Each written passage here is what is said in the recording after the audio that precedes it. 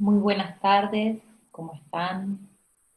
Espero que se encuentren muy bien. Mi nombre es Natalia Albanese, soy del estudio Capital Creativo y estamos transmitiendo en vivo para todo el mundo y en especial para la ciudad de Asunción. Tenemos el gran honor de abrir el tercer panel de conversatorios en el marco de la séptima edición de la Noche de Galerías, organizada por la Asociación de Galerías de Paraguay. Aunque sea virtualmente, estamos compartiendo un momento, un ratito eh, con los amigos y las amigas de Asunción, así que estamos muy honradas y agradecidas. Este panel da inicio a la tercera conversación en torno a pensar y debatir el arte contemporáneo paraguayo en la escena global.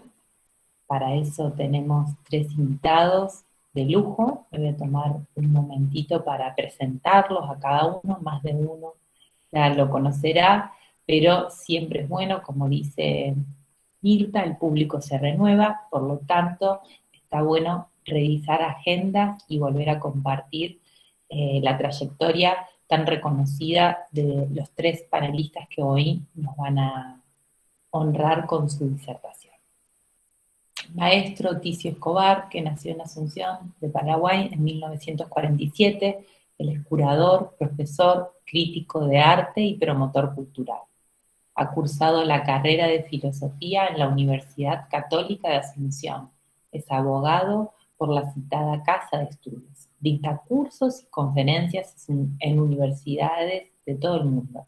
Es doctor honoris causa por la Universidad Nacional de las Artes, la UNA, de Buenos Aires, por la Universidad de Misiones, por la Universidad de Rosario, Argentina, y por la Universidad Nacional de Asunción del Paraguay.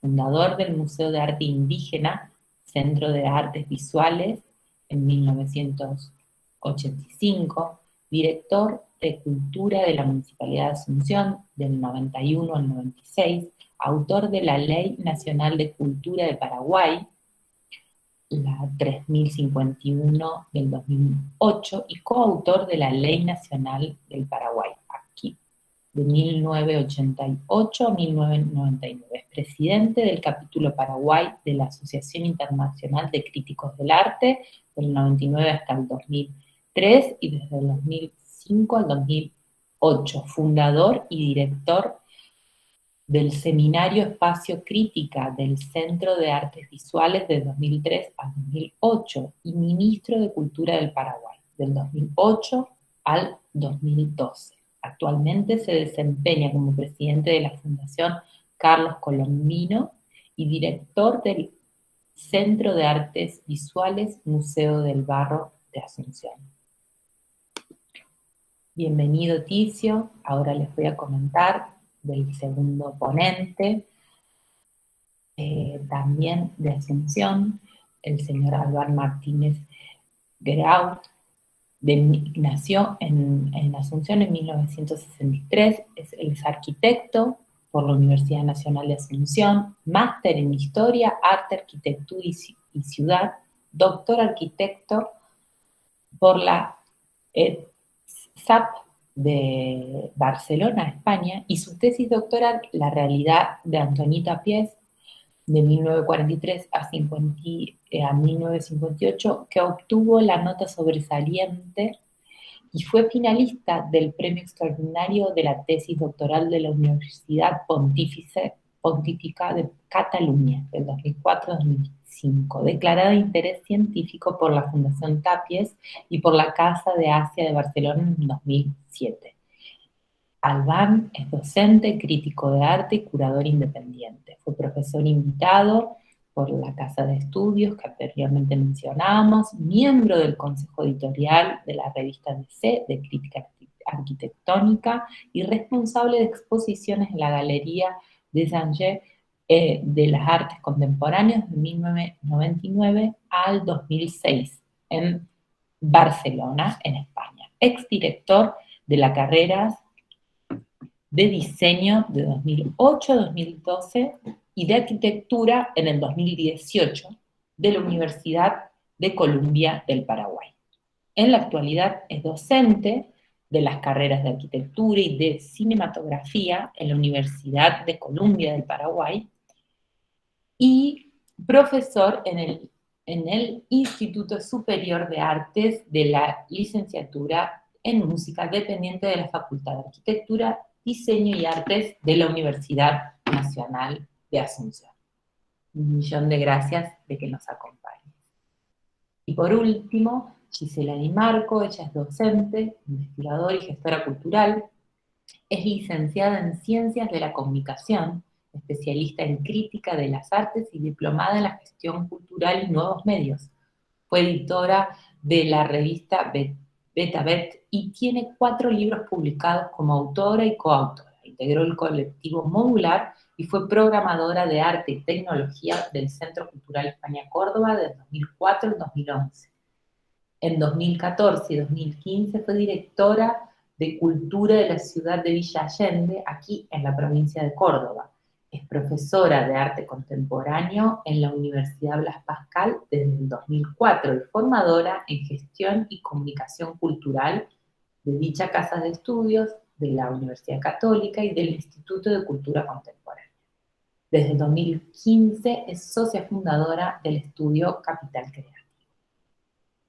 Como les comentaba al comienzo de esta charla, el tema que nos convoca para hoy en esta tercera edición tiene que ver con el arte paraguayo en la escena global. Cada uno de nuestros invitados elegirá un tema y el cual va a exponer. Quisiera simplemente introducir una frase del maestro Ticio Escobar, que es retomada en el libro de la colección Mendonca, un libro que ha llegado a mis manos de manera digital, del cual estoy súper agradecida, donde se hace una recopilación sobre estos relatos y estas exposiciones que el coleccionista paraguayo llevó adelante el año pasado en Asunción. Ahí en un fragmento del texto del maestro nos invita a la siguiente reflexión. La trama institucional que sostiene y en gran parte define los problemáticos ámbitos del arte constituye una de las cuestiones fundamentales del pensamiento contemporáneo, impugnada por una definición a priori y fija del arte, resuelta decisiva la pregunta por los circuitos y que condicionan la categoría artística de las obras de arte. Así que con esa frase que nos inspira hacia la reflexión sobre estos temas que rigen la agenda global, les cedo la palabra al maestro y les agradezco nuevamente que nos acompañen esta tarde-noche. Está muteado, maestro. El micrófono. Ahí está. Hola, hola. Bueno, muchísimas gracias, Gapa, por la organización de este encuentro.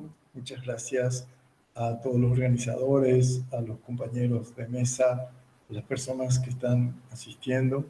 Así que sean bienvenidos y tengamos un momento de debate, de pensamiento en conjunto y de apertura también a la posibilidad de discutir en conjunto una serie de cuestiones. A mí me gustaría, voy a tratar de controlarme el tiempo, porque yo soy inmoderado, así que si me podés moderar vos, en el caso que me desboque. Yo si quiere le aviso cuando falte un minutito, maestro. Está bien. Yo quiero hacer un flash primero acerca un poco de la situación del arte en el Paraguay desde la perspectiva de las galerías. Así, muy breve, para después proseguir con un segundo punto. Y es lo siguiente, el siglo XX, para no decir finales del siglo XIX, que es casi lo mismo, comienza como un despertar así básico y muy elemental del arte y de la institucionalidad del arte en el Paraguay, de cero, después de la guerra de la Triple Alianza, Aquello que queda borrado absolutamente todo rastro y no amerita ni siquiera discutir qué había antes en esta rapidísima mapeo así del arte en el Paraguay desde la perspectiva de su institucionalidad, ¿no? El arte paraguayo y la institucionalidad que lo condiciona y lo hace circular y lo sostiene en parte, aparece marcado negativamente por un aislamiento, una separación, que también le permite adquirir desde el comienzo características bastante propias. El arte paraguayo es bastante definido, en parte por culpa o gracias a o a razón de ese aislamiento. Un aislamiento en relación al Estado, que es tener que ser despreocupado de las artes en el Paraguay y casi diría de la cultura en general, históricamente, de la burguesía local, ¿no? Acaricido al comienzo de una élite, de una clase con posibilidades de sostener el arte, por lo menos hasta la mitad del siglo o prácticamente hasta la década de los 70, para hablar en sentido estricto, ¿verdad? Aislado de la cultura popular, el arte de las galerías o el arte culto, llamémoslo así, parece separado, pero también separado del cuerpo social. Hay como un problema de aislamiento interno también, por el cual el arte aparece un poco siempre como un sector así un poco extraño, un poco raro, un circuito cerrado que debe enfrentar esa separación también interna, no tiene vínculos suficientes con la sociedad en sentido amplio, ¿no? Y también, ya que estamos hablando de la inscripción global, aislado sobre todo del mundo. Paraguay está, no solamente el Paraguay, está aislado del mundo y aislado después de haber sido abatido por el mundo en el sentido de la exterioridad o la internacionalización, por la región mismo en este caso. O sea, tiene que comenzar a pesar de esa brecha inmensa que significó esa guerra y que tuvo resonancias a través de toda su historia, quizá en muchos casos usada como casi como una excusa de una serie de imposibilidades que ha venido arrastrado el país. Se ha mitificado bastante. Bueno, ¿qué pasa? Que ese aislamiento del sistema mundo, sin embargo, se vio también marcado por otra situación que es la situación de dependencia. La cultura paraguaya crece marcada por una dependencia y yo diría una subdependencia, porque fundamentalmente a través de Argentina primero y sobre todo desde la década de los 50, 60, más bien del Brasil, oscilando un poco entre esos polos que actúan como submetrópolis regionales y marcan también la producción y definen un cierto ámbito de producción y una cierta característica, reitero una vez más, propia del Paraguay.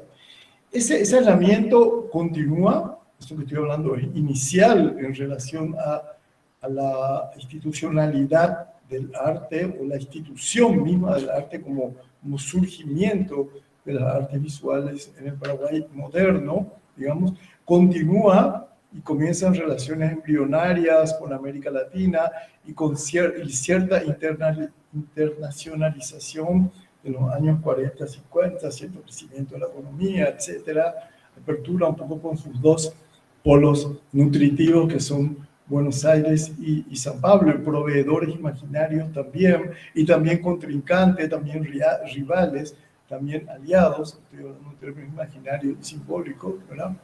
Y en la década del 70 hay un crecimiento económico sin precedentes en la historia del Paraguay, vinculado en gran parte a Itaipú y a la plata dulce de Itaipú y a gran cantidad de dinero que comenzó a correr cuando eso, y ahí es cuando se afirma la institucionalidad de las galerías, cuando comienza lentamente, casi de a fines de los 70, comienza a afirmarse la posibilidad de un público de compradores, no solamente de coleccionistas, sino de estudiantes, profesionales, una cierta burguesía local más ilustrada que comienza a ser compradora. Y ahí comienza a crearse esa institucionalidad del arte que tiene en la galería casi su primer exponente. La galería es la primera institución, antes que los museos, por supuesto que está el Museo de Bellas Artes y tal, que ya existía, pues estoy hablando de arte moderno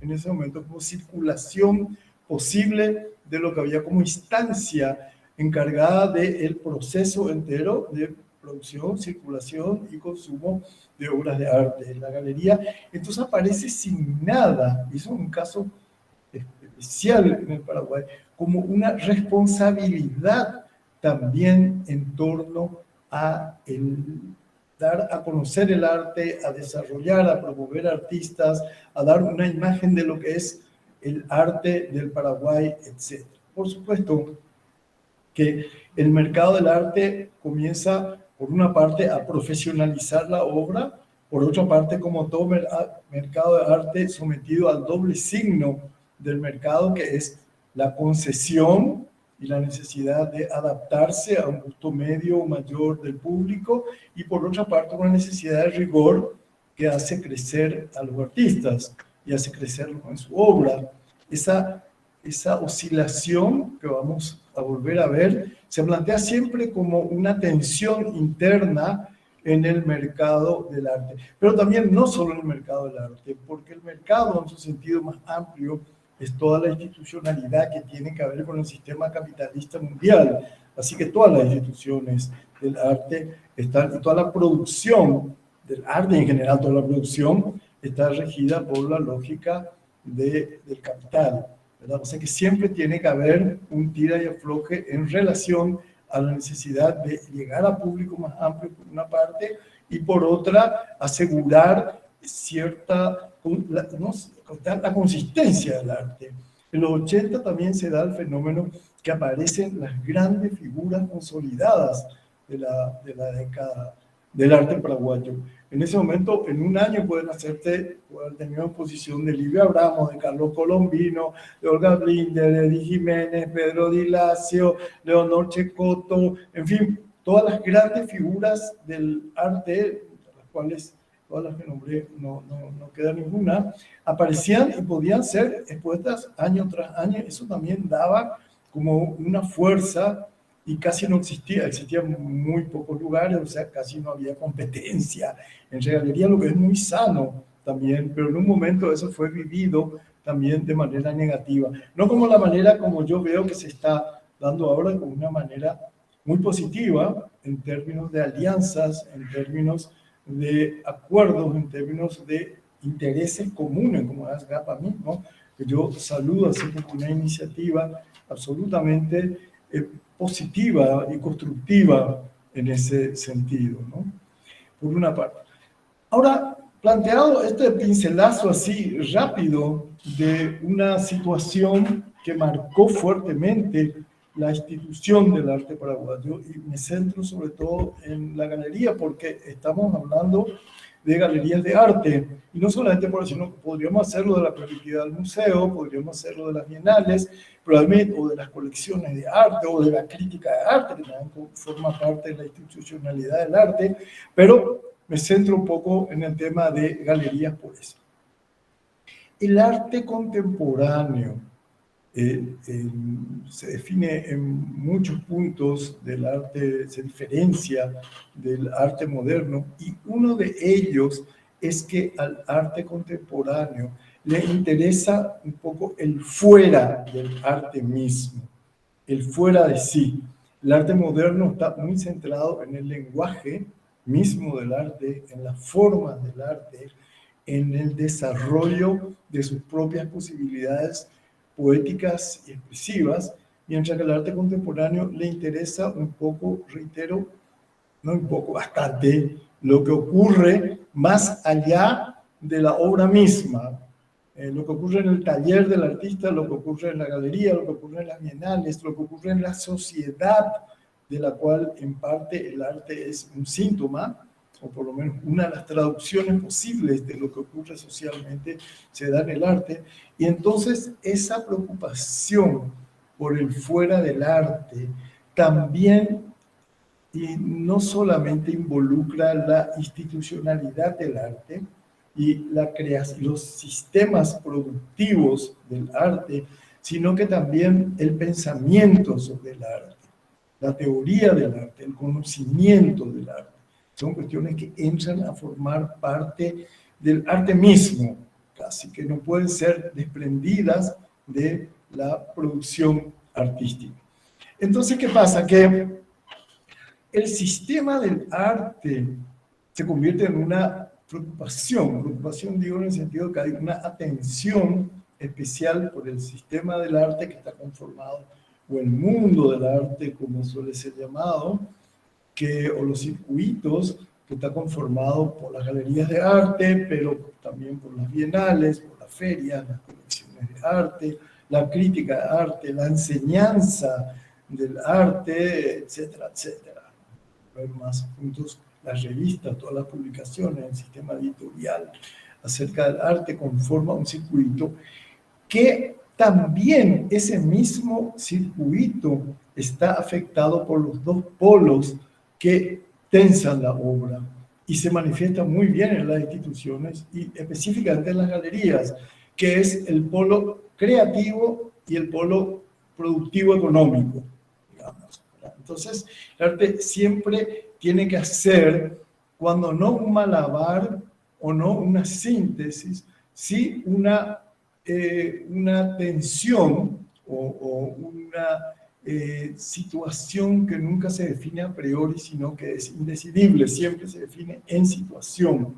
Cómo acomodar el plano de la creación sin ningún límite, sin ningún condicionamiento, con situaciones y circunstancias que están altamente condicionadas por lo productivo fundamentalmente, por lo económico. Antes era sobre todo, había una limitación política fuerte, cuando cae la dictadura eso deja de ser un problema, pero sí la economía, y siempre en el arte es así, siempre en el arte, pues, si no era la economía, era el sistema eclesial, o era el sistema, eran los príncipes, era el sistema social, pero siempre hubo un afuera del arte que también condiciona el arte y le exige desafíos.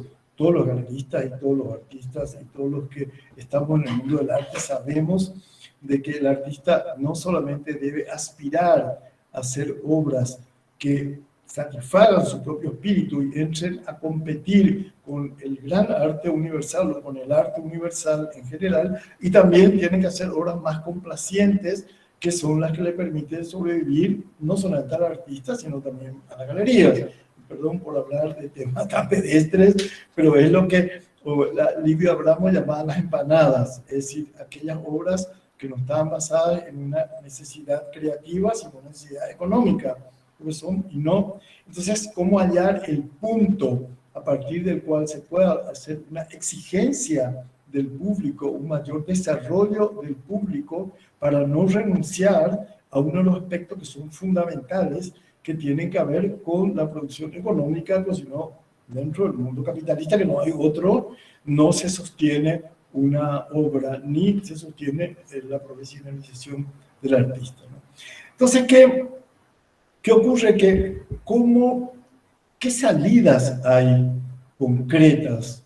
Quisiera pasar casi en forma de tips en el tema ante la paradoja que tiene el arte o que tiene la galería en este caso, ¿no? Y uno de ellos es, en primer lugar, el fomento, digo no por orden de importancia, sino por orden de aparición, lo que nos fue apareciendo. Lo que aparece primero. Uno es el coleccionismo, que fue siempre un aliado también del arte. ¿Por qué? Porque al coleccionista le interesa también la buena obra de arte. Le interesa una obra que sea representativa. No estoy hablando del inversor, de quien compra como una forma de especulación económica, que también es absolutamente válido y que también soporta el arte en general, sino del coleccionista, que tiene una pasión, que tiene una búsqueda, que está afirmado en valores, en lo que cree y que no gana nada con eso. prestigio posiblemente, pero no siempre busca siquiera eso. En segundo lugar, la formación, la posibilidad de ampliar y profundizar el nivel del público. Hay un gran crecimiento del público en términos de universidades, de estudios, de viajes, el Internet mismo facilita muchísima información y eso hay como una exigencia mayor de conexiones que también exigen necesariamente tanto a los artistas como a los críticos como a los galeristas también estar como, no quiero decir estar al día por un término muy frío, pero sí estar lo suficientemente informados y actualizados acerca de lo que pasa en el mundo más amplio del arte en términos de formación también. Uno, entonces, yo digo los coleccionistas, en segundo lugar, la formación, eso es, y estos debates, estos centros, estas mesas, son fundamentales en este sentido. En tercer lugar, la apertura a exposiciones internacionales, la integración en bienales que directamente, o en encuentros de galerías, o en ferias, que a lo mejor nos rinden réditos económicos directamente para el artista o la galería, pero sí beneficios colaterales en el sentido de que afirman el nombre de los artistas también fuera de su ámbito más cercano. Hay intentos regionales bastante interesantes de ir afirmando e instituyendo formas de arte. Después también una integración social mayor. ¿Qué formas tendría la galería o qué forma tendría la institucionalidad del arte en general de mantener vinculaciones o nexos más productivos y más eficientes y más como enriquecedores en términos de aporte social también con la sociedad en la cual se instalan, en la cual surge, ¿verdad?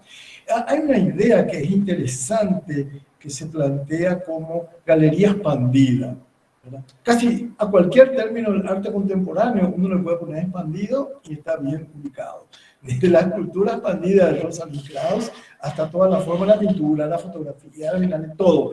Pero yo lo digo un poco juguetonamente, pero eso habla de la proyección fuera de sí que tiene. O sea, la galería obviamente tiene que centrarse en sus fines, en sus objetivos, en sus medios y tal, pero también las conexiones con el afuera le nutren mucho y a la larga son sumamente beneficiosos porque amplían los públicos, los vuelven más consistentes y cuanto más consistentes y más formados estén los públicos, no va a tener necesidad la galería o la institución que fuera, porque esto vale para todos, de ir haciendo concesiones, sino afirmarse en formas contemporáneas de arte que sean lo suficientemente consistentes como para poder llegar a un público que está más maduro y más formado. También esas conexiones con el arte popular, el arte expandido, cuando me hablo de la galería sabe hoy de que la apertura al arte popular significa no solamente una graciosa concesión a formas de arte marginalizadas en su producción, sino también el hecho del enriquecimiento del arte. El arte contemporáneo mismo se nutre muchísimo de las formas de arte popular. Acá, en Paraguay, la presencia de Julia Isidres, o la presencia de Iltrudis Noguera, o la presencia o la presencia de los indígenas dibujantes del Chaco paraguayo, por no citar sino algunas figuras que son las más descollantes, o están entre las más descollantes, saben de que esa es obra que enriquece también el patrimonio, el acervo galerístico y también distingue el arte paraguayo de otras formas de arte. Muchas veces el arte está muy preocupado por parecerse a lo que dicen la modernidad, sobre todo el arte dependiente, a lo que hacen las vanguardias. Hoy casi lo más importante es cómo diferenciarse de un arte que tiende a masificarse mucho. En el Paraguay tenemos el enorme impulso de formas alternativas que nutren enormemente. Y esta galería también cómo se conectan con otras formas de arte, como serían, por ejemplo, el cine o los museos, u otras instituciones que también podrían ser un apoyo muy grande, porque en la medida en que una galería también diversifique sus vínculos socioculturales, también tiene mayores posibilidades de acceder a proyectos y programas de sponsors internacionales que están interesados en promover formas alternativas y diversificadas. Me refiero, por decir alguno, el Instituto Cartier de París, por ejemplo, le interesa mucho apoyar a formas galerísticas o institucionales que apuesten a una diversidad en su composición relacional con el mundo que les rodea. Bueno, básicamente eso es lo que quería decirles. Creo que llegué bien a mi tiempo. Así que gracias por escuchar y en todo caso seguimos hablando después. Muchas gracias. Gracias, maestro. Ahora le toca el turno a Iván Martínez. Hola, buenas tardes. Bueno, siempre es un honor escucharla, Ticio. Y bueno, muy contento de estar aquí. Quería agradecer a Gapa por la invitación y a Natalia y a Gisela también por la coordinación de estas charlas. Bueno, en realidad yo en el contexto de los temas que se habían previsto como ejes para hoy, yo planteaba hablar sobre el rol y las representaciones de la galería en general, pero sobre todo centrarme un poco en unos temas específicos en relación a mi experiencia de haber trabajado en una galería de arte en Barcelona durante 7 años. Tengo un material que quería compartir para acompañar un poco el relato de la charla.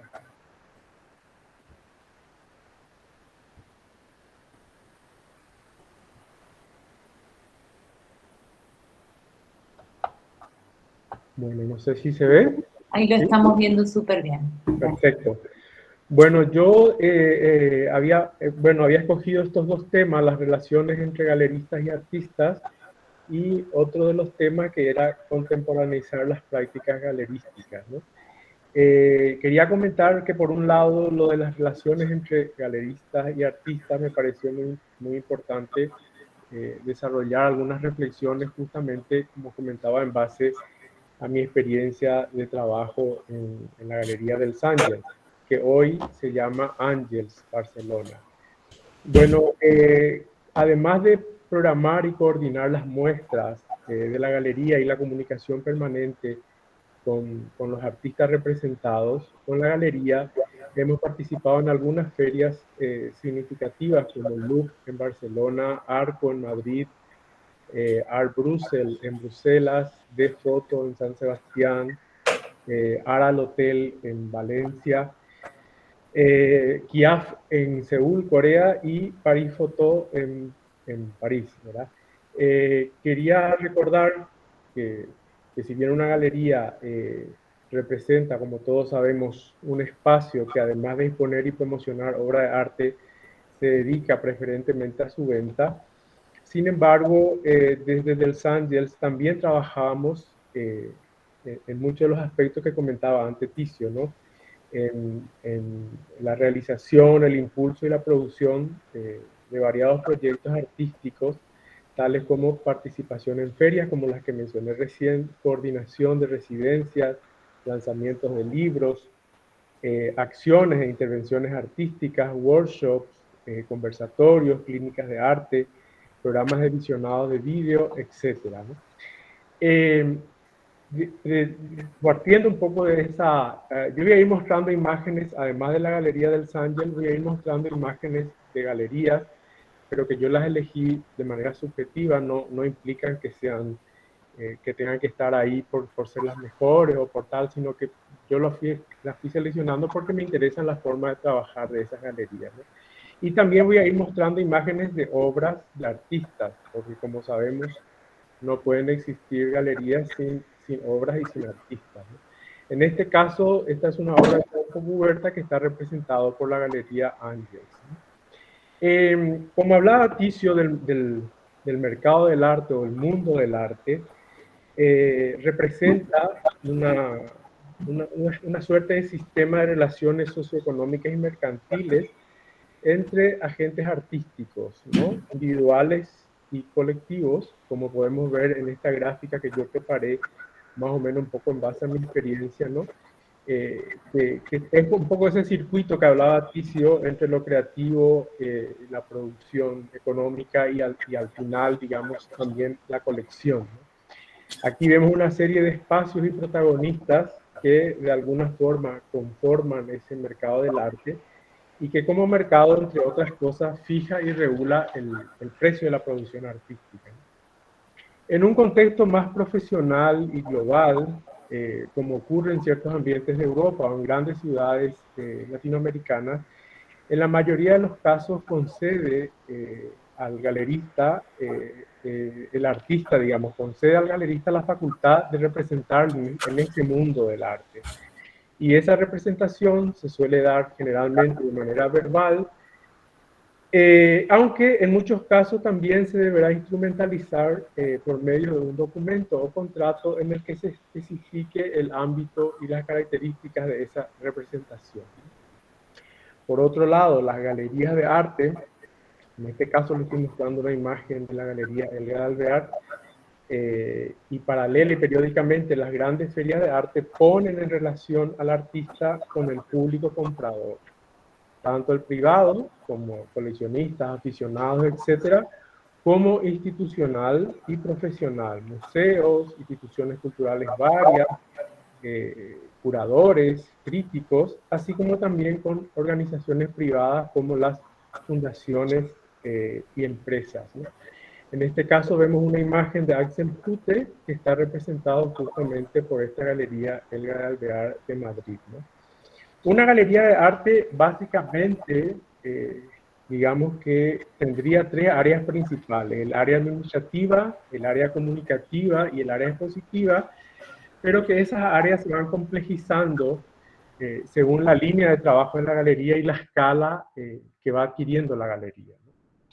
Estamos viendo una imagen de la galería Elba Benítez en Madrid y quería comentar, traer a colación una cita de una entrevista que le habían hecho a Elisa Hernando, que es directora de la consultora Arte Global, que en una entrevista ella decía que las mejores galerías son aquellas que no solo buscan la venta de obras, sino que se preocupan de promocionar al artista, de enseñar y vender su obra a colecciones importantes y de presentarlo en ferias internacionales.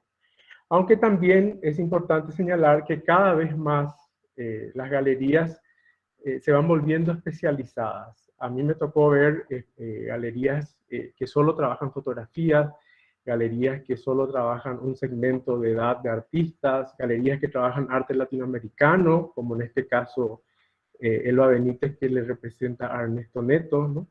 Galerías que trabajan arte joven, o galerías que se dedican exclusivamente a la promoción del videoarte, entre otras categorías o tipos y formatos, ¿no?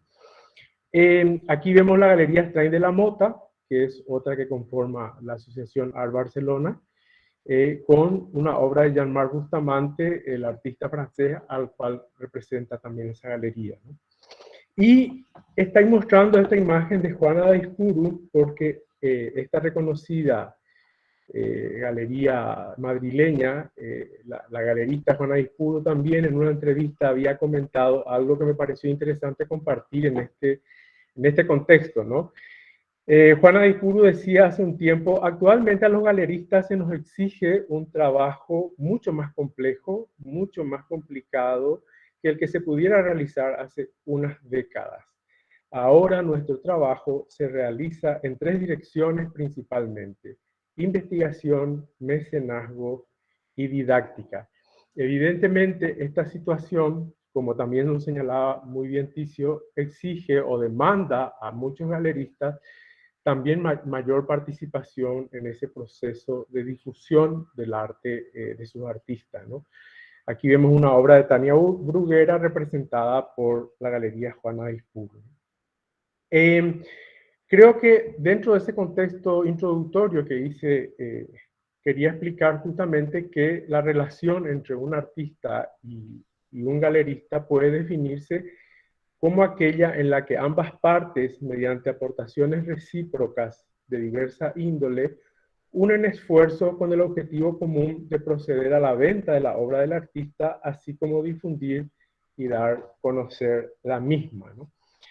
Aquí vemos una imagen de Casa Triángulo de São Paulo y aquí vemos una obra de Albano Alfonso, que es artista representado por Casa Triángulo, ¿no? Muchas veces las comisiones digamos, que cobran la galería por el trabajo que muchas veces se acuerda con el artista, varía en porcentaje sobre el precio de venta en función del grado de compromiso del galerista para asumir muchos gastos como la coproducción de obra, la producción de exposiciones y sobre todo la participación en ferias internacionales. Mientras subsiste la relación artista-galería, ambas partes de alguna forma se mantienen mutuamente informados respecto de todos los aspectos que pudieran ser de influencia en esa relación profesional. Como sabemos, la mayoría de los artistas de las galerías tienen una cartera entre 15 y 30 artistas a los cuales representa.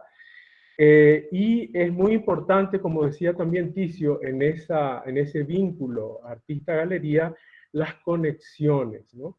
Las galerías, además, tienen que promover las relaciones entre las mismas galerías con las instituciones dedicadas al arte, con curadores y críticos, así como también con otros espacios alternativos, ¿no?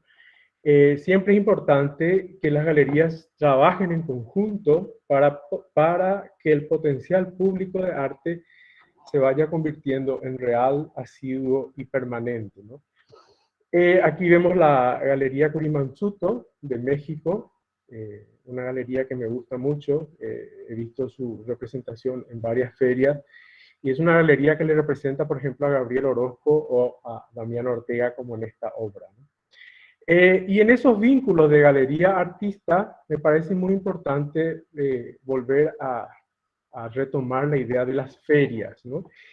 Las ferias internacionales, si bien tienen como objetivo principal la estimulación comercial y el apoyo a los proyectos artísticos, últimamente también van creando grandes espacios de reflexión. En ese sentido, quiero destacar que como paraguayo me sentía muy orgulloso de haber participado en esta feria durante 7 años y ver que uno de los grandes invitados a esos simposios siempre fue Ticio, ¿no? Y que había cola de gente para ir a escuchar sus ponencias, ¿no? Bueno, las ferias generalmente, como en el caso de Arco, cuando las galerías son seleccionadas, pasan por un proceso muy rígido de presentación de dosieres, de estudios, de selección. Hay toda una exigencia y un formato de participación.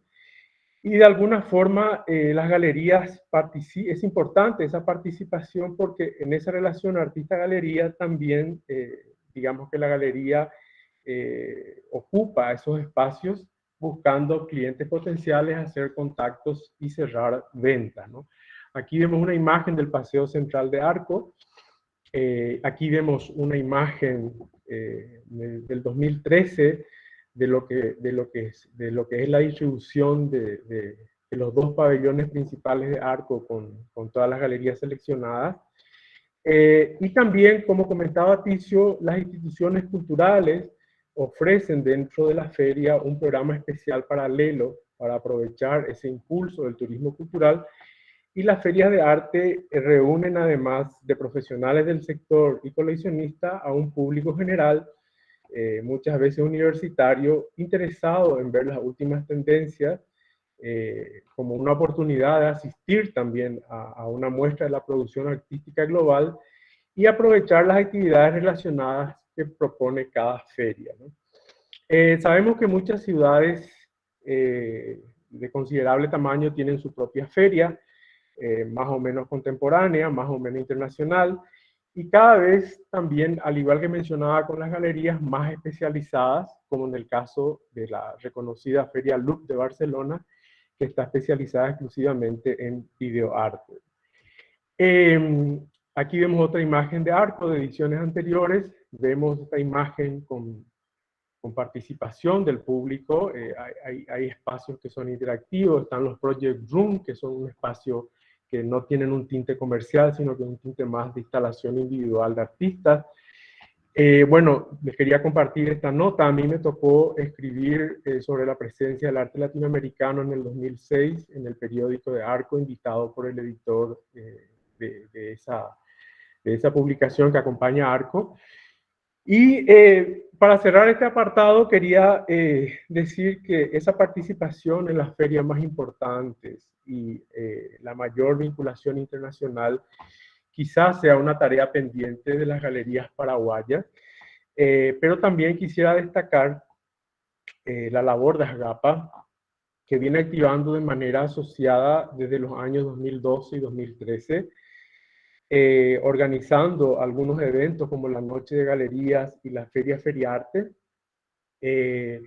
realizando cursos de formación para sus asociados, participando además en algunos espacios fuera del país, como Art Gallery Weekend de Buenos Aires o Arteco de Corrientes. Y en este caso, la primera edición del premio ASGAPA, que impulsa la escritura crítica, con el apoyo de AICA, el ISA y la FADA. Por otro lado, también quería comentar que ASGAPA está gestionando la inclusión de las galerías paraguayas asociadas a la plataforma internacional Artsy, ¿no? El segundo punto que yo quería comentar es un poco sobre contemporaneizar las prácticas galeristas, que fue uno de los temas planteados también que me había compartido Gisela.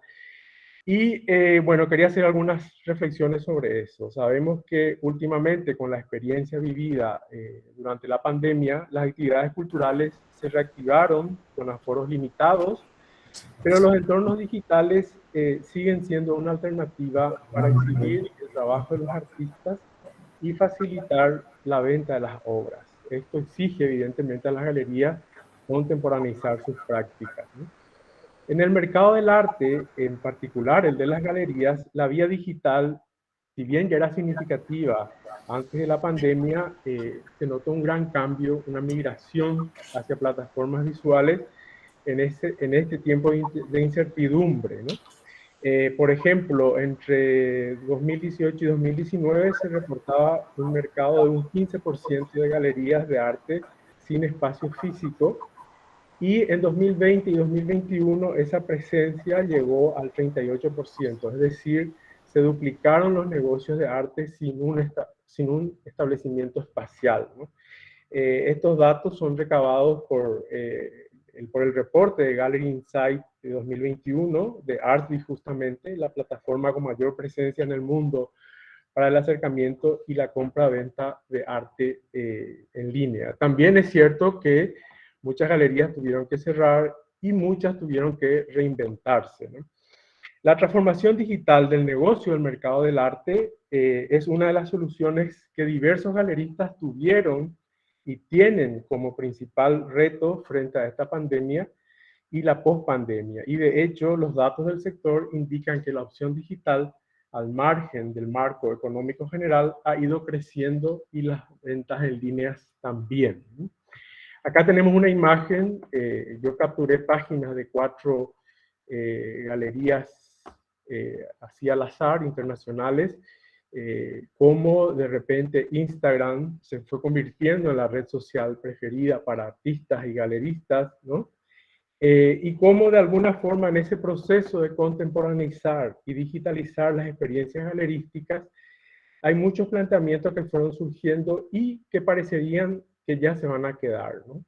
Galerías que han colgado en su web 2 o 3 videos de artistas por semana, días exclusivos de videoconferencias, estimular la afluencia de jóvenes coleccionistas por las redes sociales, el drive-thru o visitar la galería en coche, por ejemplo, la compra desde la web y el código QR en las descripciones de la muestra, entre otros recursos digitales varios que se utilizan para facilitar la mejor comunicación de las obras y el trabajo de la galería, ¿no?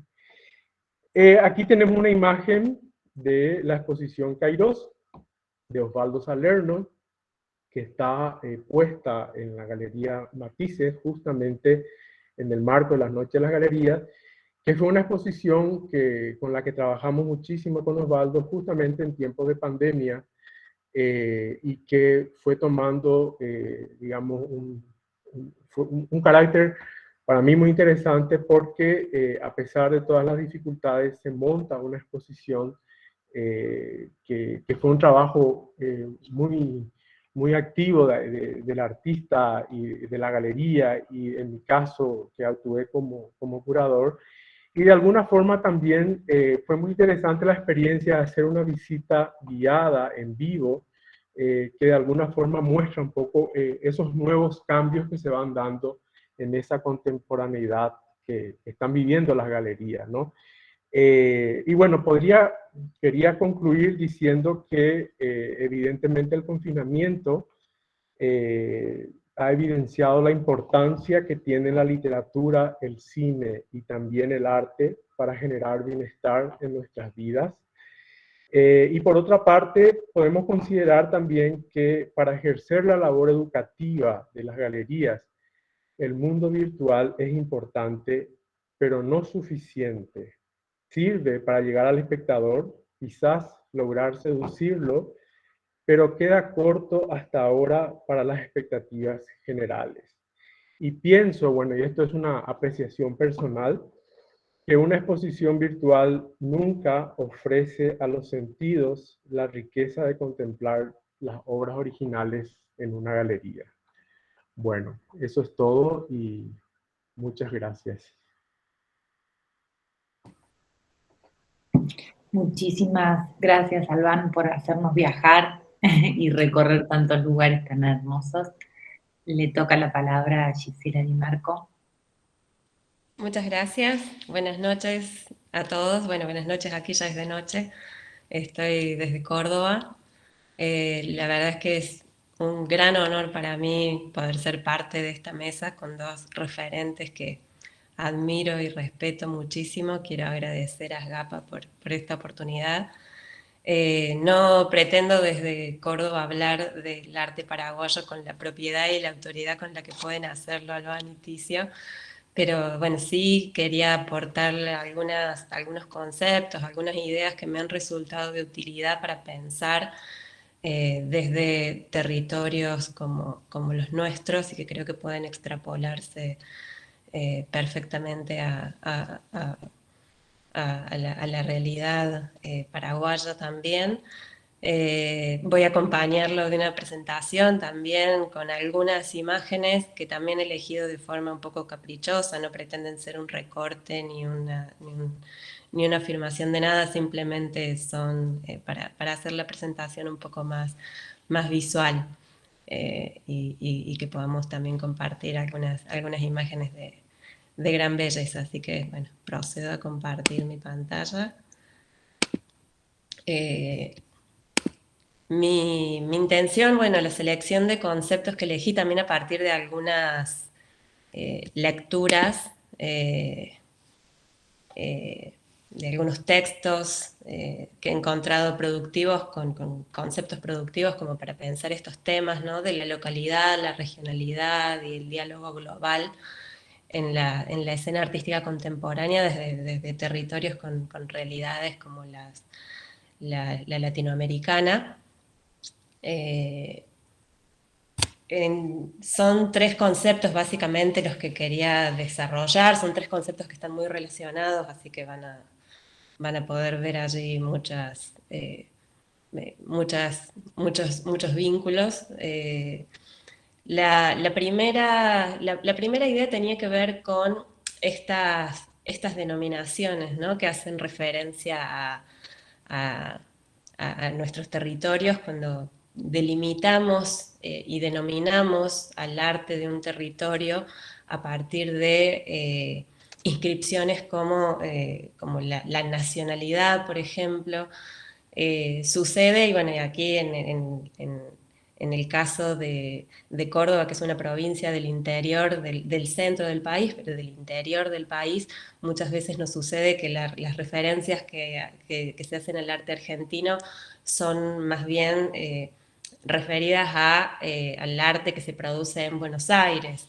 Y bueno, de la misma manera aparecen como opciones a veces más productivas pensar en términos regionales. Obviamente el territorio nacional aparece como una necesidad en el caso de que se hablen de políticas públicas en relación a las artes visuales, pero en algunos contextos resulta a veces más productivo hablar de regionalidad, ¿no? Y pensando en región, también no solamente a las subregiones dentro de cada país, sino también a la posibilidad de establecer entre nuestros países, más allá de los límites geográficos nacionales, poder establecer algunos corredores o algunas relaciones, ¿no? De hecho, la primera imagen que había elegido corresponde a Claudio Ojeda, que es un artista chaqueño que estuvo participando en la última edición de la Feria de Arte Contemporáneo de Corrientes, de Arteco, donde también estuvieron las producciones del nordeste argentino en diálogo con las producciones que presentaron las galerías paraguayas a través de la participación de ASGAPA, ¿no? Una alianza que nos permite visualizar un poco el valor simbólico de crear esas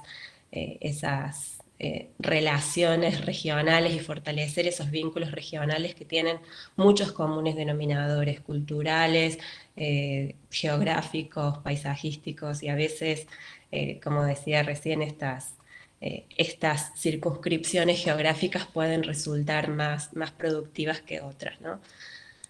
Aparecía aquí en este título este concepto que le corresponde a Gerardo Mosquera, el curador cubano, que en un texto muy conocido, que es Contra el arte latinoamericano, hace referencia a un concepto que puede ser muy interesante para explorar, ¿no? Y que es la de no utilizar los gentilicios como, como marcas de origen, ¿no? Como etiquetas, denominaciones de origen, sino pensar ya no en un arte, bueno, lo que proponemos Mosquera es no pensar en un arte latinoamericano, sino en un arte desde Latinoamérica, ¿no? Y de la misma manera podemos pensar en un arte desde Paraguay, en un arte desde Argentina, en un arte desde determinada región también, ¿no? Esta idea de un desde permite pensar lo local en diálogo global y no imponer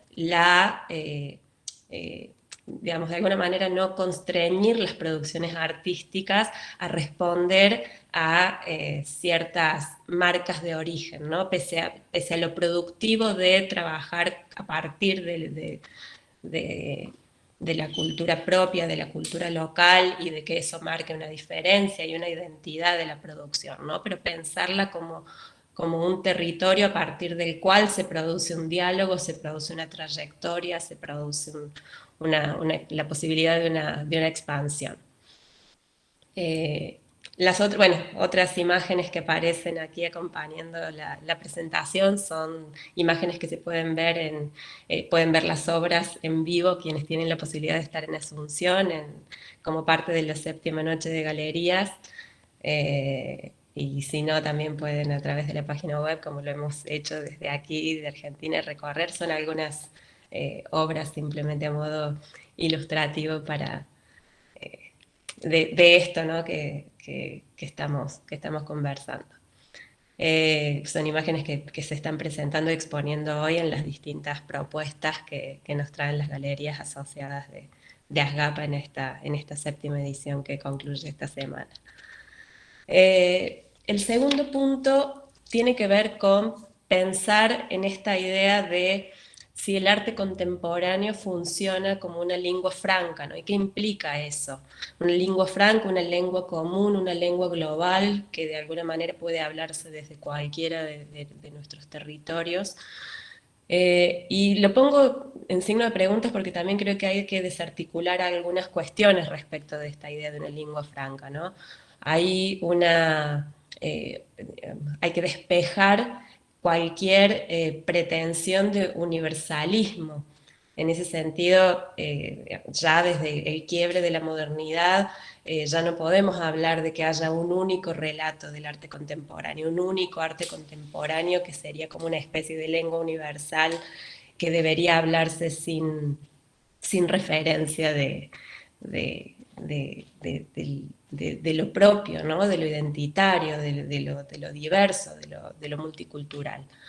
La idea de una lengua franca tiene de todas maneras en las instituciones internacionales del arte contemporáneo cierta pretensión de relato universal, ¿no? Hay una idea que me parece muy interesante, unas categorías muy interesantes que propone Terry Smith, que es un historiador australiano radicado en Estados Unidos, en un libro que se llama ¿Qué es el arte contemporáneo? Y que, bueno, su edición en español es del año 2012. Y Smith propone una categoría que me parece interesante, que es la del el arte contemporáneo con mayúsculas, ¿no? Que es el arte que se nos presenta hoy como tal a través de una red de instituciones internacionales que tiene que ver con las ferias, con los mercados, que están muy involucrados con la economía internacional, con industrias de la cultura de masas, como los medios de comunicación, el turismo, con industrias de la alta cultura también, como la moda o el diseño. Y bueno, tiene sus medios de comunicación, sus organizaciones profesionales, sus puntos de encuentro, sus eventos importantes, ¿no? Los grandes museos.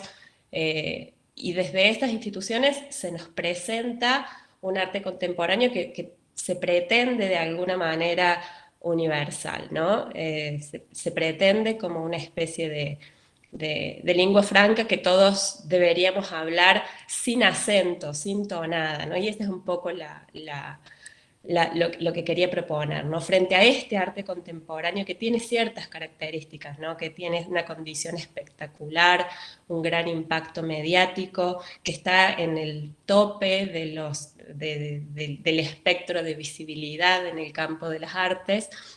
La pregunta es si podemos pensar en una alternativa sin dejar de aprovechar las condiciones de una lengua franca, ¿no? Esto de que nos permita el diálogo global. Smith hace una caracterización de este arte contemporáneo internacional, global, a partir de una expresión que es la de estética de la globalización, ¿no? Y le atribuye ciertas características, incluso a veces algunas que ponen en cuestión realmente su propio estatus de contemporaneidad, porque dice Smith que este arte contemporáneo tiene cierta tendencia a recuperar procedimientos y valores propios del programa moderno, ¿no? Como el sensacionalismo o la provocación y el shock de las vanguardias históricas, o incluso lenguajes, estéticas, como la abstracción, como el arte conceptual, la persistencia de eso en el sistema del arte global, nos habla, ¿no? de una cierta persistencia del modernismo también. Y frente a esto, Smith propone dos corrientes que se distinguen de esta primera, de esta universal, de esta estética de la globalización. Y la primera tiene que ver justamente con todas las producciones artísticas que responden a valores locales, a valores nacionales, que se produjeron tras el giro postcolonial y también como parte de procesos de resistencia a los llamados neocolonialismos. Dice Smith que hay prácticas que analizan críticamente justamente este nuevo orden global o desorden global, como querramos llamarlo, que exploran también formas de relaciones sustentables con el entorno, tanto social como natural, o que recuperan o reinterpretan en formatos y lenguajes contemporáneos la imaginería tradicional, prácticas de la cultura popular, bueno, todo esto que ya mis compañeros de mesa también han mencionado, en especial Ticio ha hecho referencia a artistas y producciones en este sentido. Dice Smith algo que me parece interesante, que es que se produce un diálogo, digamos, constante entre valores locales e internacionalistas dentro de esta corriente, que ese diálogo a veces resulta muy productivo, ¿no? En especial cuando pone en evidencia las paradojas de la globalización, temas que están dentro de la agenda pública global, como las migraciones, que, como podemos ver en esta obra de Claudia Casarino, o temas como cuestiones de género, de la vida en las metrópolis. Esta es una obra de Valentina Cerrati, que si bien es una artista radicada en Chile, es paraguaya y bueno, es una obra muy interesante para pensar, ¿no? En este sentido, este tipo de producciones que tienen que ver con la cierta propuesta crítica, de diversidad, de resistencia, como decimos, a la aceptación gozosa de este nuevo orden mundial, ¿no?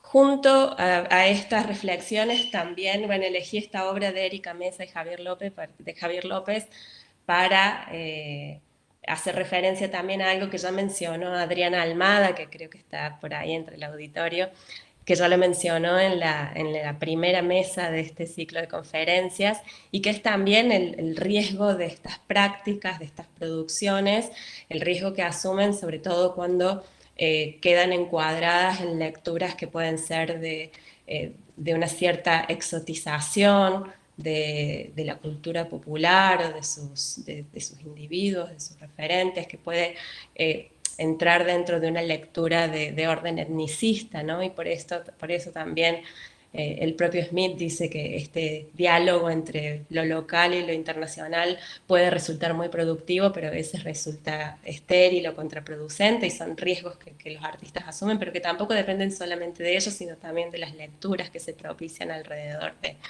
de ciertas producciones.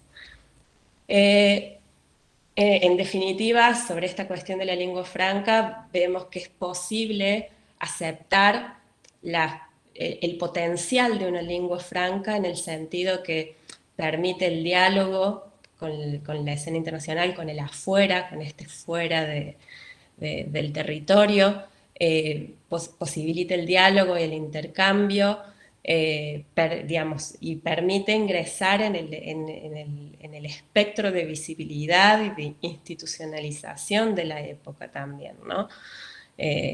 Sino de muchas producciones que, caso contrario, de no hablar esta lengua franca, de no adoptar algunos lenguajes o marcas o formatos contemporáneos, permanecen solamente conocidos en sus territorios de origen, ¿no? Esta cuestión de la visibilidad me parece también muy importante, y con esto quería como ir redondeando un poquito la presentación. Preparando esta presentación me encontré con un término en guaraní que, bueno, todos lo poquito que voy conociendo del idioma guaraní resulta muy, muy poético, muy inspirador, y lo encontré en un texto de Fernando Moure, que hablaba sobre el videoarte paraguayo, y Fernando Moure, bueno, presentaba este término que significa camino angosto, tapepoy, para hacer referencia a la producción alternativa, ¿no? A la que circula en la escena independiente o por otros caminos por fuera del régimen o el espectro de visibilidad del arte de una época. Y allí hay, en el texto de Smith, una categoría también al que le hace referencia como una tercera corriente, que frente al arte contemporáneo con mayúsculas de este sistema institucionalizado, que tiene que ver con con el sistema del arte global, habla de una tercera corriente que sería como una especie de arte contemporáneo con minúsculas, ¿no? Y al que relaciona con la participación cada vez más creciente de los jóvenes en la economía de las imágenes, hace referencia a que de manera individual o en agrupaciones colectivas, a veces más o menos laxas, los artistas están desarrollando propuestas que tienen una escala mucho menor, son más modestas, más personales, pero que de alguna manera están conectadas con interrogantes sobre la naturaleza de nuestra época, ¿no? Sobre lo que significa vivir en nuestro presente.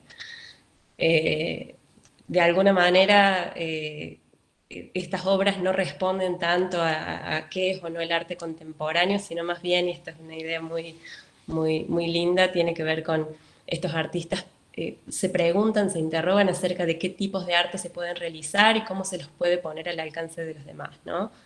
Y esta idea de pensar en este camino angosto, en esta senda alternativa, me hizo recordar una metáfora maravillosa que aparece en un texto del filósofo italiano Giorgio Agamben, que es lo contemporáneo, se llama el texto, y allí Agamben toma como metáfora de lo que sucede cuando miramos el cielo nocturno, ¿no? Y hace referencia a a que las luces que vemos en el cielo nocturno son luces que nos llegan años luz después de que muchas de esas estrellas ya se han apagado, ¿no? De alguna manera, lo que vemos como luz en el presente corresponde ya a astros muertos, astros del pasado. Mientras que en las zonas que vemos en oscuridad puede haber estrellas activas, ¿no? Cuya luz nos va a llegar mucho tiempo después. Y en la misma medida, Agamben en ese texto hace un poco una referencia que lo contemporáneo sería como una especie de fuerzas que operan en el presente, como algo que no está aún cristalizado, entonces no está en el espectro más visible de nuestra época. Por eso dice Agamben que podemos llamar contemporáneo a quien no se deja enceguecer por las luces del siglo, ¿no? Por ese espectáculo del arte contemporáneo global, institucionalizado. No lo dice con esas palabras, pero yo aprovecho su metáfora para conectar las dos ideas. Quien no se deja enceguecer por las luces del siglo y puede vislumbrar en ellas su parte de sombra, su íntima oscuridad, aferrar su tiempo, aferrar esos movimientos invisibles, ¿no? Que tienen que ver con aquello que se produce en los márgenes de nuestro régimen de visibilidad. Bueno, eso es todo por mi parte. Quedo a disposición como mis compañeros de mesa para las preguntas que tengan, para las inquietudes, comentarios que quieran hacer.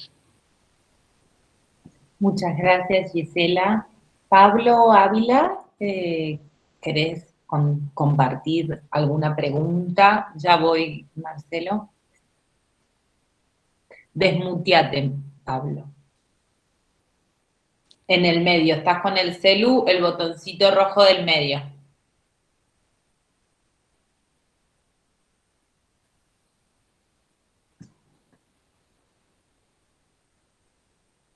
¿No? Hagamos una cosa. Yo le doy la palabra a Marcelo. Marcelo hace su pregunta y vos seguís indagando porque es abajito el signo del micrófono. ¿Te parece que hacemos eso?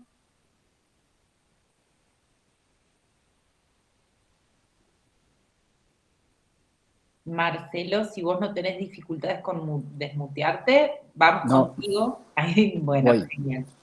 Bueno, antes que nada agradecer por el espacio, que yo creo que estos espacios cumplen ese rol educativo sin duda alguna y me parecen geniales. Quería comentar algo que tal vez se dijo de alguna forma, yo lo diré de otra forma y un poco, si particularmente Ticio y Albán lo ven así o no.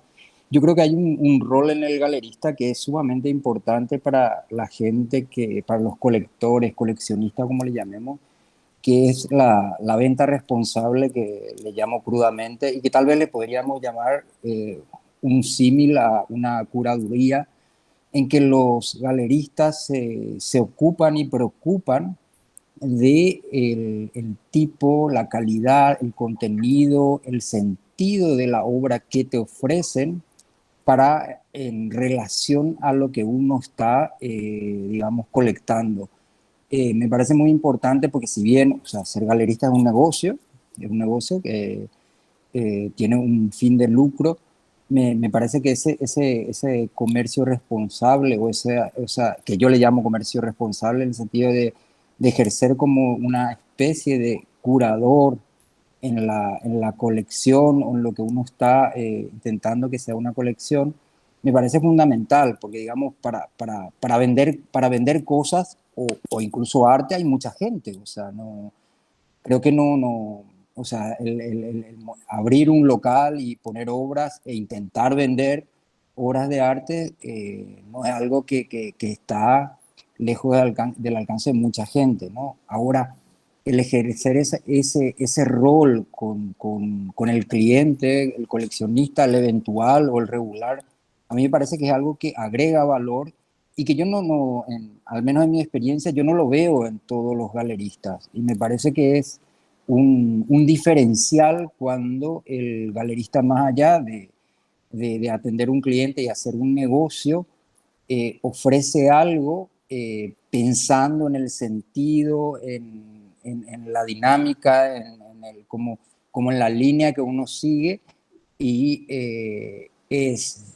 para mí el rol allí cambia enormemente de ser un simple intercambio de bienes, dinero por obra de arte, sino hay un pensamiento, hay un acompañamiento del propio galerista a las personas que queremos obtener ciertas obras de arte. Me parece que, no sé si Ticio o Albán lo nombraron de otra forma, pero me parece que es un rol sumamente importante.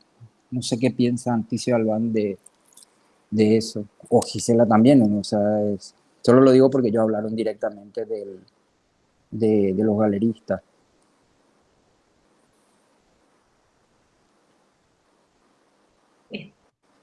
Maestro, está muteado.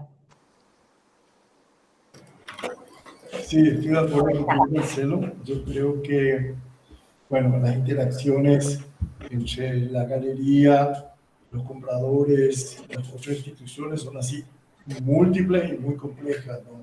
Es imposible hacer un listado de todas ellas, pero sí que creo que dentro de la formación de las colecciones, el papel del galerista es fundamental. En algunos casos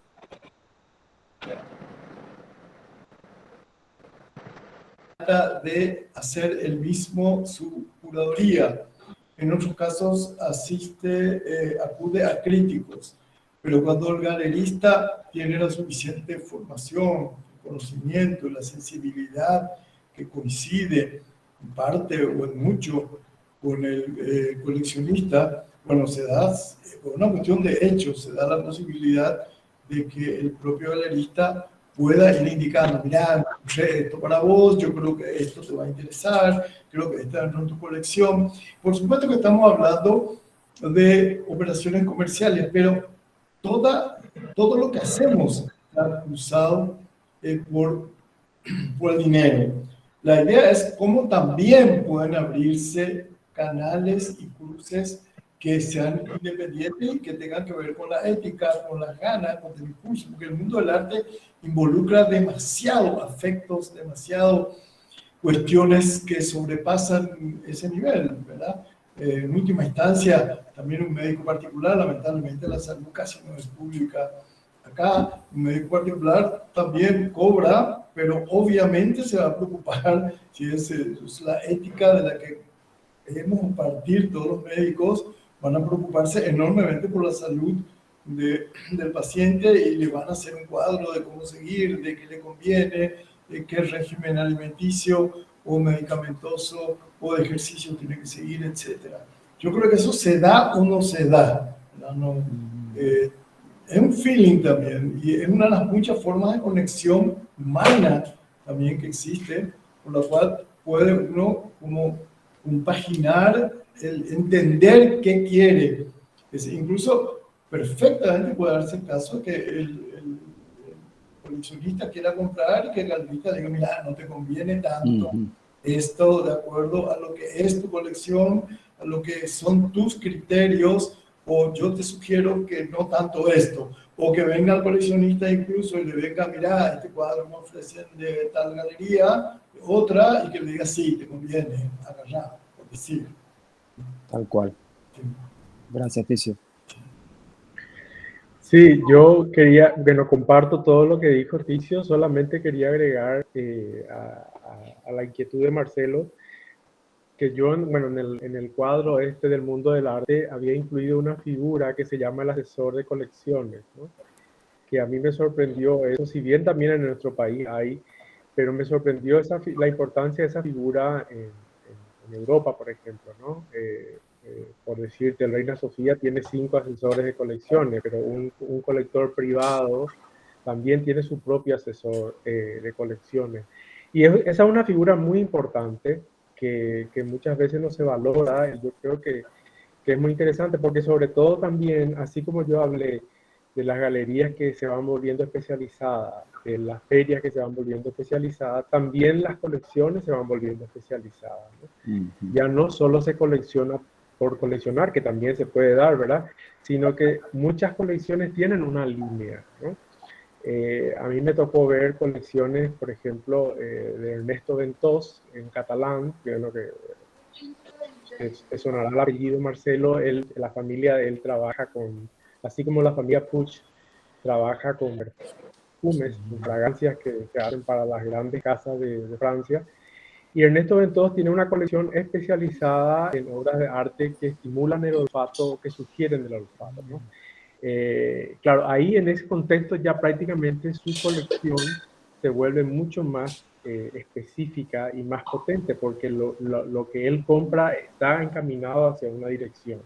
Inclusive él, por ejemplo, le puede ver a un gran artista y le plantea, mira, a mí me interesa tu obra, pero yo hago esta colección y ¿será que vos me podés presentar unos proyectos enfocados hacia esa línea? Y yo veo si me interesa o no financiar esos proyectos, porque a mí me interesaría tener obra tuya en mi colección, ¿verdad?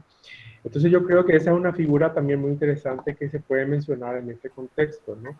O colecciones que solo trabajan determinada digamos, época, artista de 30, 40 años, o solo pintura de los años 90, ¿no? En ese contexto, yo creo que es muy importante la figura del asesor de colecciones, ¿no? Gracias, Iván. Pablo, ya estoy diputado, ¿ya me escuchan? Sí, es una preguntita que se me escapó nomás de Albán. Albán, hablando de la relación entre galeristas y artistas, dijiste que son 3 puntos: circulación, mecenazgo y el tercero. Se me escapó. exposición me parece que era, Albán. Estás muteado, Albán. Estás muteado, Albán. Perdón, en realidad esa es una frase de Juana Daizpuru, una galerista, que ella dijo investigación, mecenazgo, y el tercero era investigación, mecenazgo y didáctica. O sea que habla un poco de esa labor del galerista para educar, ¿verdad? Sí, eso. O sea que el galerista hoy en día, según Juana Daizpuru, tiene que educar, tiene que investigar y al mismo tiempo tiene que practicar el mecenazgo. Totalmente. Sí, sí. El primero me dijiste, anoté mal también, circulación, puse, pero me dijiste... Investigación. Investigación. Sí. Solo eso, después, genial, espectacular. Gracias. Gracias, Pablo. Presi, la Presi, por favor, Lilian Ojeda, y se me desmutea, por favor. Ahí está. Sí, ya, ahí está. Buenas noches, muchas gracias. Primero agradecer la enorme generosidad de los panelistas por lo interesante de las ponencias, y quería resaltar algún aspecto del que hablaba Gisela. en donde ella hablaba un poco hacía una referencia a las luces de las estrellas y que cuando nos llegan esa luz, a veces nos llegan, esas estrellas ya están muertas y muchas veces estamos mirando el cielo y todavía no nos llega la luz la luz que nos va a iluminar más adelante. Bueno, yo tomo esa metáfora como un compromiso del galerista en la apuesta que hace a los artistas y a la nueva, al nuevo arte contemporáneo en el cual nosotros todavía tenemos mucho camino por andar. Y bueno, me pareció súper interesante y la quería resaltar como para que nos llame a la reflexión, como trabajadores de este rubro, a los colegas sobre todo, y que sepan los artistas contemporáneos de Paraguay que no pierdan las esperanzas, que vamos todavía, que estamos ahí, para un poquito más adelante. Vamos a estar trabajando en este campo. Bueno, muchísimas gracias. Bueno, muchísimas gracias, Lilian.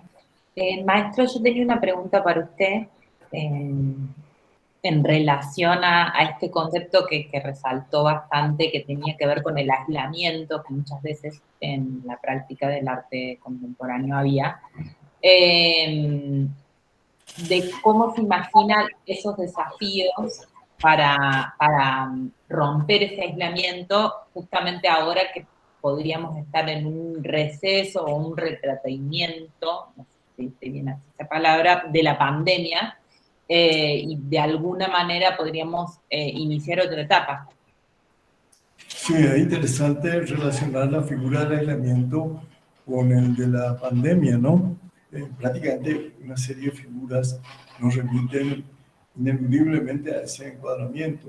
Yo preferiría el aislamiento histórico que tuvo el arte del Paraguay, distintos niveles de aislamiento, ¿verdad? Y que evidentemente en la escena contemporánea tienden como a disolverse, ¿no? El Paraguay tiene en este momento una bastante intensa capacidad de relacionarse con el mundo, de relacionarse con otras artes, y aparte del aislamiento, como que a mí también me preocupa el aislamiento del propio arte con la sociedad en la cual se desarrolla, ¿verdad?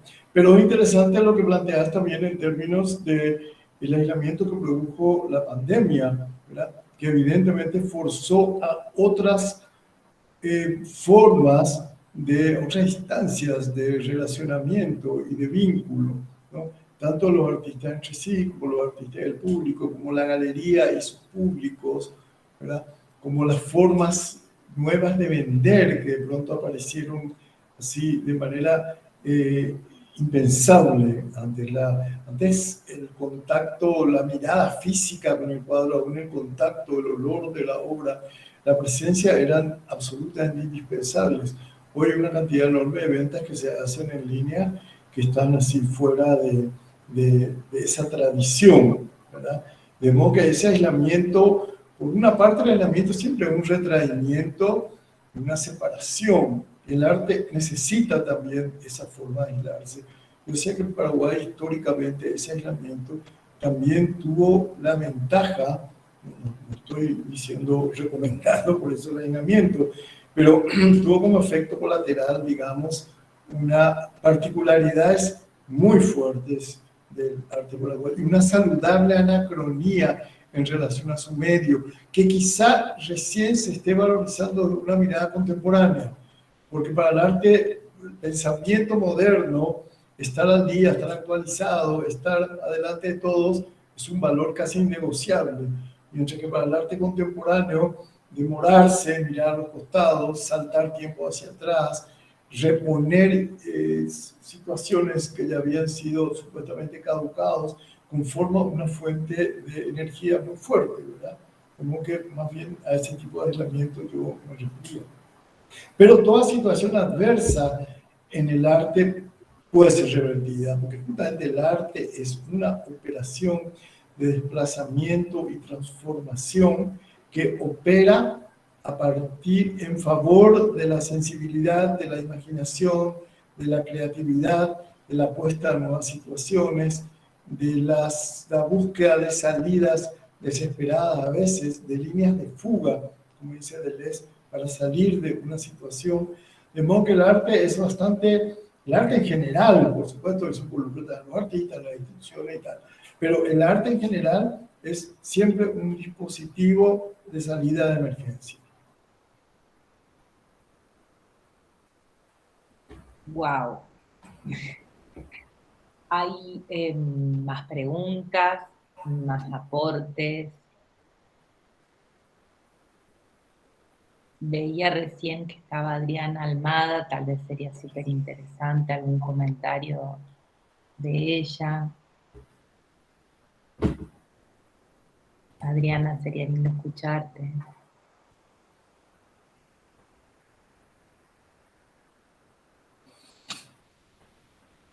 Bueno.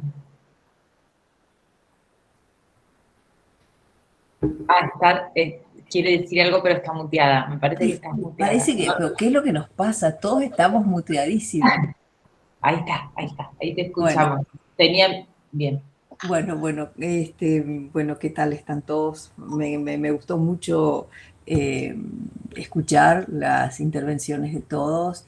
Me pareció muy oportuno el abordaje de cada uno con respecto a áreas, digamos, diferentes y a la vez complementarias de todo este gran fenómeno que es el circuito del arte, el sistema del arte y cómo responde, digamos, a coordenadas epocales que son precisas y que son muy diversas. Entonces, es como un gran puzzle, digamos, que uno intenta ir acomodando a medida que va conociendo diferentes campos, ¿no? Diferentes momentos o segmentos de ese gran hacer que es el arte contemporáneo o el arte en general. Disfruté muchísimo la primera parte de Ticio, bueno, todas, pero realmente esa visión sobre la operativa, así cómo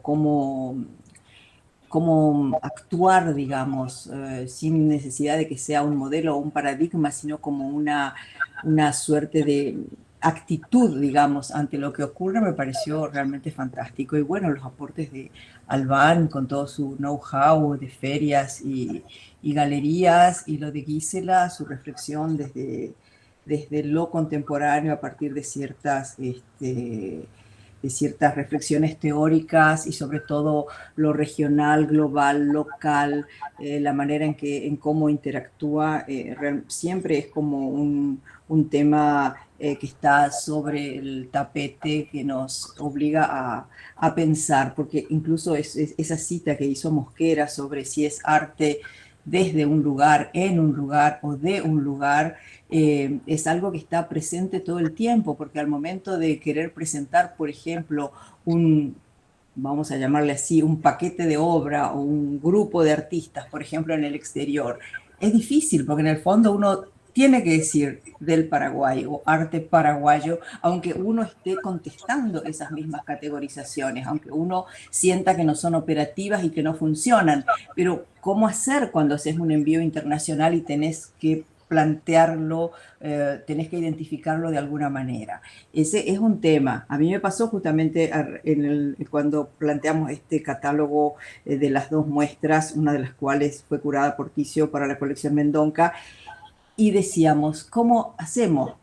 Colección Mendonca, arte contemporáneo en Paraguay, pero era rarísimo, arte contemporáneo de Paraguay, o sea, es como una puesta en situación, una discusión sobre el origen, o sea, es como un asunto complicado en el cual estamos todavía insertos y no podemos resolver de una manera clara, pero está bien, digamos, son como salidas transitorias. Bueno, eso es lo que puedo decir. Una síntesis maravillosa, Adriana. Yo no tengo más nada que agregar, la verdad que siempre impecable. Sumo una preguntita más en relación a los desafíos, los nuevos planteos que el COVID, que la pandemia, que el aislamiento nos genera.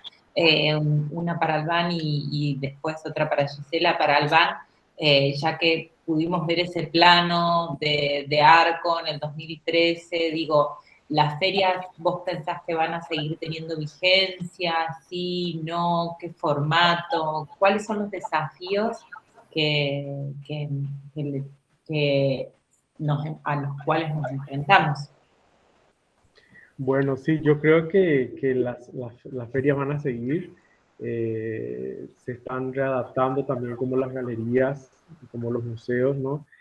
Hay ciertas ediciones de algunas ferias internacionales que sí se pudieron llegar a hacer de manera presencial o semipresencial y otras que se van haciendo de manera virtual.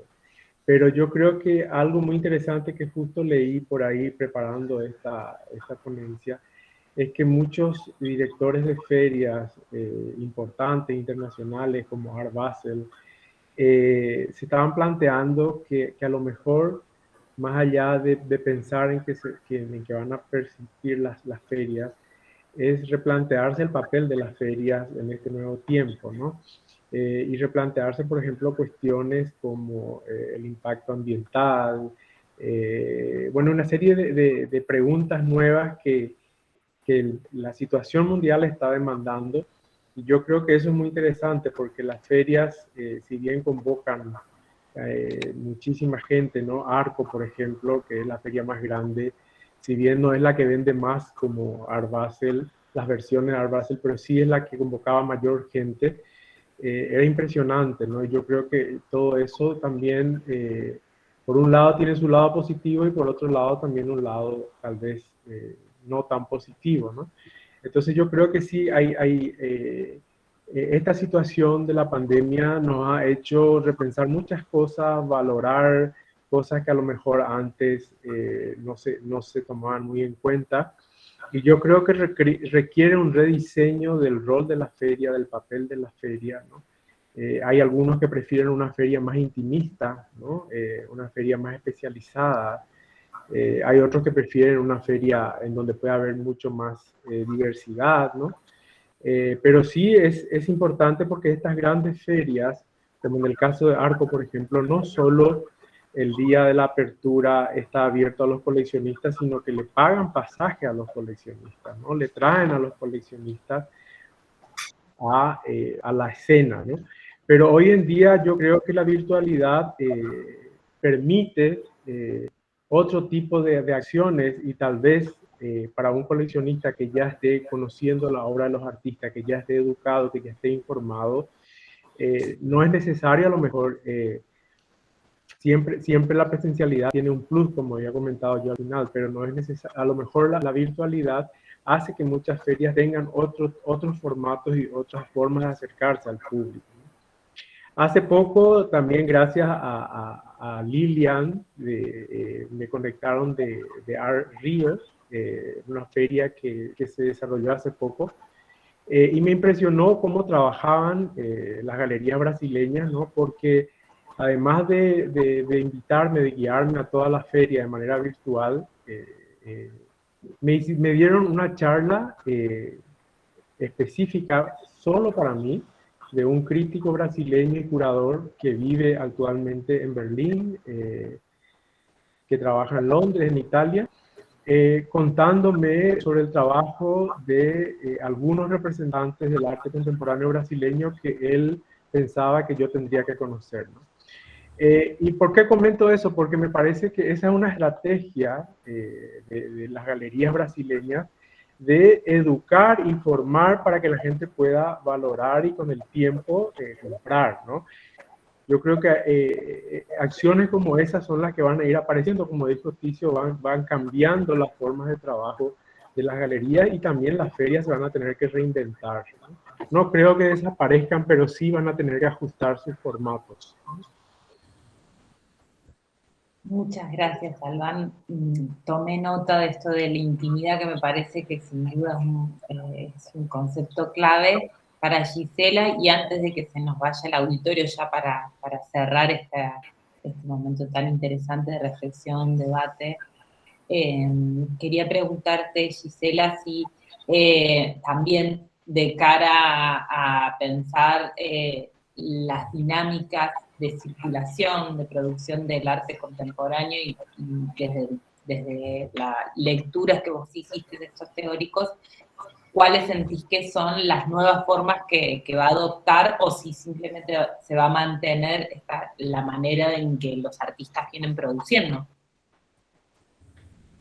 Bueno, respecto de esto también tengo cierto optimismo, no por celebrar lo que hemos vivido, que ha sido muy tremendo, pero puedo reconocer o destacar algunas situaciones que se han visto facilitadas por este confinamiento, ¿no? Digamos, hay frente a la reducción de todo lo que ha sido la circulación del arte y la circulación de las personas de forma física, ha habido, por un lado, un trabajo, los artistas han podido volver digamos, a un ejercicio más introspectivo, a enfocarse en su producción, ¿no? En su taller, en su estudio. Eso me parece que en ese sentido ha sido muy valioso. Creo que todos los agentes del mundo del arte han tenido espacio para poder hacer una pausa y poder, en este sentido, pensar, reflexionar, producir conceptos críticos. Esto me parece muy valioso. Y por otro lado, el otro aspecto positivo que rescato y que creo, como decía Albán, que inevitablemente va a producir una transformación es toda esta interconexión global, ¿no? Más allá de los territorios, esta apertura hacia bueno, la posibilidad de expandir los vínculos que nos ha dado la virtualidad, también son cosas que han llegado para quedarse. Creo que efectivamente esto ha ampliado las fronteras de muchos de los campos de acción, ¿no? Y de alcance de muchas producciones, y bueno, ojalá que se puedan seguir sosteniendo estas tendencias que ahora se han visto forzadas, pero creo que podemos verlas también como algunas direcciones positivas en cierto sentido. Bueno, muchísimas gracias. Y para cerrar, traemos una reflexión de Fabiana Larrea. Ella dice que le pareció súper interesante lo que plantean en relación a las denominaciones. Siendo de Chaco, muchas veces uno se siente como artista más cercana a Asunción que a Buenos Aires, y las consecuentes complicaciones que esto genera. Es alentadora la idea de Ticio del arte buscando esos puntos de fuga o salidas alternativas, sobre todo en lo que a circulación se refiere. Allá vamos.